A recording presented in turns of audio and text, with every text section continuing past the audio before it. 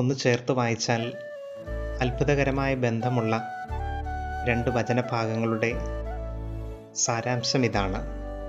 ഒരു വശത്ത് കളകളും വിളകളും ഒരുമിച്ച് വളരട്ടെ എന്ന ക്ഷമയുള്ള ആശംസ, മറുവശത്ത് യുഗാന്തത്തിൽ നിറഞ്ഞ വലയിൽ നിന്ന് നല്ല മത്സ്യങ്ങൾ പാത്രത്തിൽ ശേഖരിക്കപ്പെടുകയും ചീത്ത മത്സ്യങ്ങൾ പുറത്തേക്ക് എറിയപ്പെടുകയും ചെയ്യും എന്ന ഓർമ്മപ്പെടുത്തൽ.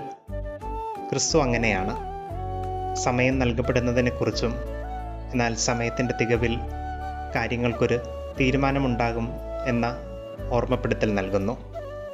മറ്റൊരു വാക്കിൽ പൂർത്തീകരണങ്ങൾക്ക് ക്രിസ്തു ശ്രദ്ധ നൽകുന്നുണ്ട്. യുഗാന്തം ഒരു പ്രതീക്ഷയാണ്. എന്നും എപ്പോഴും കളകളുടെ വിജയമുണ്ടാകില്ല എന്ന പ്രതീക്ഷ.